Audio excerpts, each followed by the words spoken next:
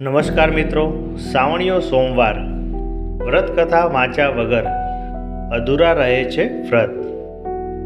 વ્રતના 7 નિયમો.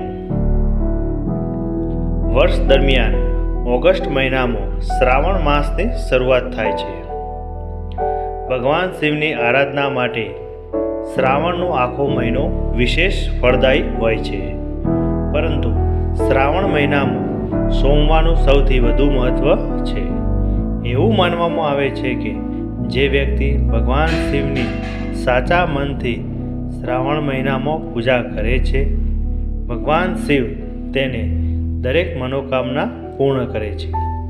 તેથી શ્રાવણ માસના સોમવારની પૂજા સંપૂર્ણ વિધિથી કરવી જોઈએ. જે આમ કરે છે તેને જીવનમાં વિશેષ ફળ મળે છે. જો આખા શ્રાવણ માસનું વ્રત ન રાખી શકાય તો શ્રાવણ મહિનાના સોમવારનું વ્રત રાખવામાં આવે તો પણ શ્રાવણ મહિનાનું ફળ મળે જ છે. શ્રાવણ સોમવારનું વ્રત સાથે સાથે શું કરવું જોઈએ? આપણે બધા જ જાણીએ છીએ કે ભગવાન ભોલેનાથને શ્રાવણ માસ ખૂબ જ પ્રિય છે. શ્રાવણ મહિનામાં જે ભગવાન શિવનો દૂધ અભિષેક, રુદ્રાભિષેક કે જળ અભિષેક કરે છે અથવા તો ભગવાન ભોલેનાથના ઉપવાસ કરે છે તો ભગવાન ભોલેનાથ ખૂબ જ ખુશ થાય છે. તેમના બધા જ દુઃખ દૂર કરીને બધી મનોકામના પૂર્ણ કરે છે. શ્રાવણ મહિનાના 5 સોમવારની અલગ અલગ ભગવાન શિવની પૂજા વિધિઓ. પ્રથમ શ્રાવણ સોમવારે ભગવાન શિવને પ્રસન્ન કરવા માટે તેમને દૂધ, બીલીપત્ર અને ધતુરાના પાન અર્પણ કરવા અને શિવલિંગની પરિક્રમા કરવી જોઈએ. બીજા સોમવારે શિવલિંગ પર ગંગાજળ અને દૂધનો અભિષેક કરવો જોઈએ.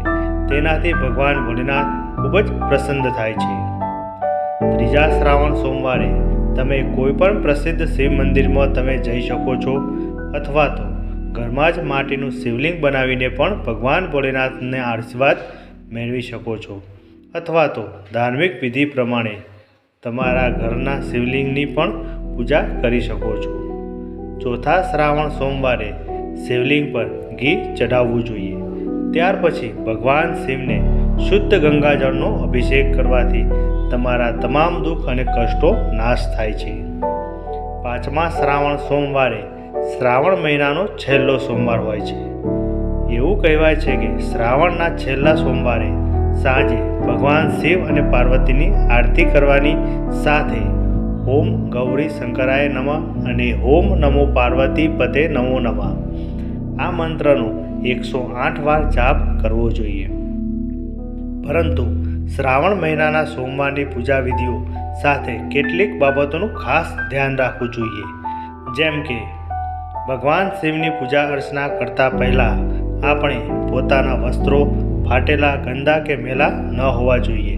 તે બાબતનું ખાસ ધ્યાન રાખવું જોઈએ. સોમવારે ભગવાન શિવનો અભિષેક કરવો ખૂબ જ શુભ છે. આવી સ્થિતિમાં તમે જે દૂધનો ઉપયોગ ભગવાન શિવના અભિષેક માટે કરશો તેનું સેવન ન કરો. ભગવાન શિવના અભિષેક પછી જે દૂધ બચે છે તેને જરૂરિયાતમંદોને દાનમાં આપો અને સાંજના સમયે ભગવાન શિવની પૂજા વિધિપૂર્વક કરવી જોઈએ.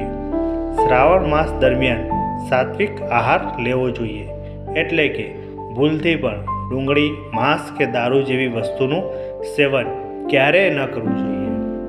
સોમવારે બીલીના પાન તોડીને ભગવાન શિવને ક્યારેય અર્પણ ન કરવા જોઈએ. પરંતુ જો તમે ઈચ્છો તો બીલીપત્રને 1 દિવસ અગાઉ તોડીને રાખો. શ્રાવણના સોમવારે બ્રહ્મચર્યનું પાલન કરવું જોઈએ. જો શક્ય હોય તો પતિ પત્ની અલગ સૂવું જોઈએ અને ભગવાન શિવની પૂજા કરતી વખતે ભૂલથી પણ કેતકીનું ફૂલ ન ચડાવવું જોઈએ. શ્રાવણના સોમવારે તમારા ફળના આહારમાં દૂધ અને દૂધની બનાવટનો ઉપયોગ ન કરવો. આ સિવાય તમારા વિચારો, વાણી અને વર્તન દ્વારા બીજા કોઈને દુઃખ ન આપો. વ્રત કથા વાંચ્યા કે સાંભળ્યા વિના વ્રતનું પૂર્ણ ફળ પ્રાપ્ત થતું નથી. શ્રાવણીયા સોમવારે વ્રત રાખનારની બધી જ મનોકામનાઓ પૂર્ણ થાય છે અને સદાય શિવ પાર્વતીના આશીર્વાદ પ્રાપ્ત થતા રહે છે. મિત્રો, આ વિડીયો તમને પસંદ આવ્યો હોય તો અમારી આ ચેનલને શેર કરી, સબસ્ક્રાઈબ કરી બેલ આઇકોનને ક્લિક કરો, જેથી આવનારા વિડીયોની નોટિફિકેશન તમને સૌથી પહેલાં મળી જાય. આભાર. ધન્યવાદ.